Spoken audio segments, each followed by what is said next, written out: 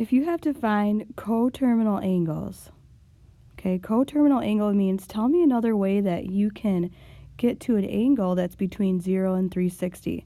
So what I did for the first one is I drew 400 degrees. So 400 degrees, remember when you're drawing an angle, you want to always start right here. Okay, so anywhere over here on the x-axis. So I start right here and I went all the way around 360 degrees. And then I needed to go to 400. So that means I needed to go 40 degrees more.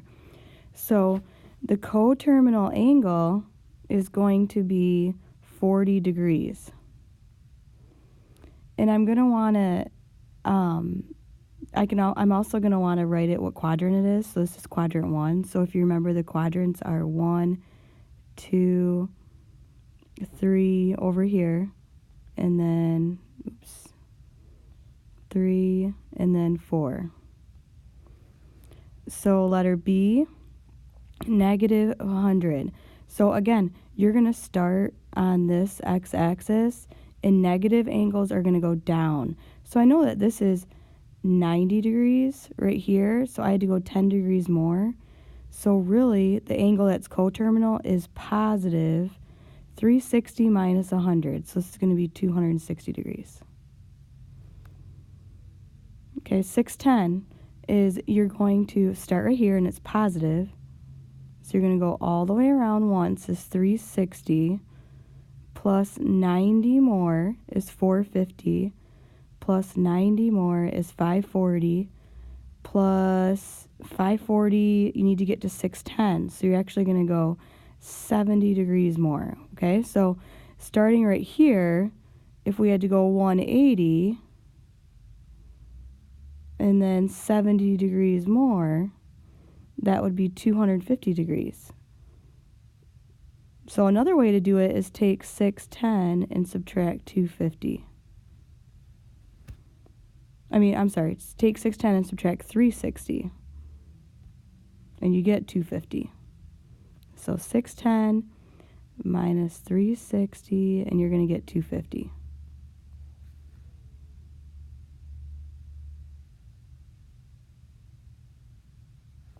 And then the last one, negative 15. So remember, a negative angle, again, you're starting right here and you're going down.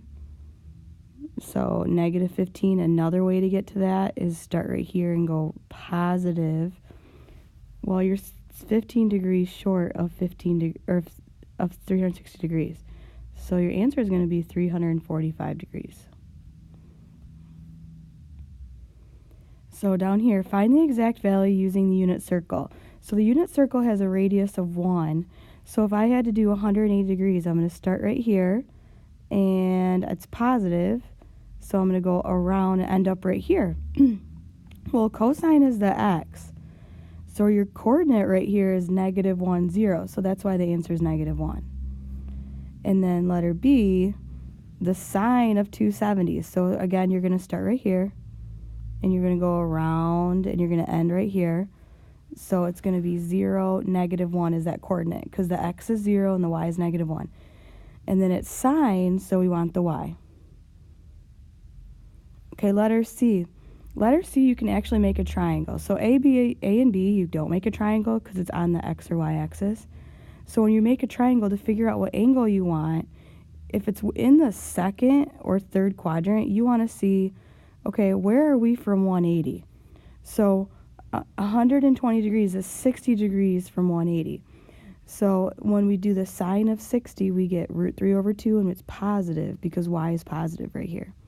So you can use the finger trick. So if your fingers are like this,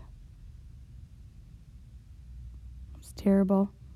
Okay, you're going to put 60 degrees as this finger. So you're going to have root 3 over 2 for your y. And then letter D, cosine of 225. We want to see how close it is to 180. This is 180. So if I add 45, and then I'm going to do the finger trick because it's a 45. So 1, 2, 3, 4, 5. Put the middle finger down, and you're going to have root 2 over 2. Okay, so this is your x, this is your y, side. This is your cosine, this is your sine. So root 2 over 2, but it's negative because over in the third quadrant, x is negative. Okay, for E, cosine of negative 120. Oops, okay, I think I did this one. This one's not right here on the key. So cosine of negative 120 is start right here, and you're going to go this way. So this is going to be a 60-degree angle because that's how close you are to 180. So it's going to be negative 1/2 because you're actually going to be in the third quadrant. So it should be negative 1/2. Okay, letter F, sine of 135. So you're 45 degrees short of 180. So you're going to have a 45-degree angle. So if you do the finger and you put down a 45-degree angle, you're going to have root 2 over 2. And it's going to be positive because it's in the second quadrant, and y is positive in the second quadrant. Okay, cosine of 360 is start right here and go around 360 degrees. So your x is going to be 1 and your y is going to be 0, and it's cosine, so it's 1. And then sine of 0, 0 starts right here, the y value is 0, and it's sine. Okay, then make sure you can convert to degrees and radians. So to convert to degrees, you want to get rid of the pi. So you multiply it by 180 over pi, and your pi's cancel out. So on your calculator, you can do 5 times 180 and then divide it by 4. Same thing with the second one. You're going to multiply. The pi's are going to cancel out, and you're going to do negative, or you're going to do 180 divided by negative 2, or negative 180 divided by 2, and it's still going to be 90. So if we get rid of the pi when we're converting to degrees, we want to add the pi when we're converting to radians. So we're going to multiply this by pi over 180. Now you can do 120 divided by 180 and reduce it on your calculator and get 2/3 and keep the pi. Same thing with this. Negative 300 divided by 180, write it as a fraction, negative 5 pi over 3. Okay, finding the exact value of each. If you're given the radians, convert to degrees first. Okay, so what I did is I converted the pi over 4 to degrees, and I get the sine of 45, and you can use the finger trick. So 1, 2, 3, 4, 5, cross off. The sine is going to be root 2 over 2, and it's positive in this quadrant. Okay, so cosine of 120, this is actually going to make a 60-degree angle. 1, 2, 3, 4, 5, 60 degrees right here. So the cosine is root 1 over 2, and the root 1 is 1. So it's negative 1/2 because the x is in the third quadrant. And then I can do the same thing with here. Sine of negative 135 is going to go this way. That's going to create a 45-degree angle. And then the cosine of 2 pi is the same thing as cosine of 360, which ends up right here, and we want the x. Okay, for number 6, if you want the arc length, what you want to do is use the formula radius times radians. So the radius is 16, and then I have the angle measure in radians already. So I did 16 times 3 is 48, divided by 2 is 24. And we're talking about a distance. We're talking about this length for the arc, so we want to have a unit. Okay, same thing with the second one. I did 13 times pi over 6, so 13 divided by 6. And then the last one, what I did is this needs to be changed to radians. So I changed to radians over here, multiplied it by pi over 180. And then at the end, you're going to have 5 times 19 divided by 6, because 19 is the radius. Radian times radius. And I get 95 pi over 6 feet. Okay, in the last part, what you want to do is use SOHCAHTOA.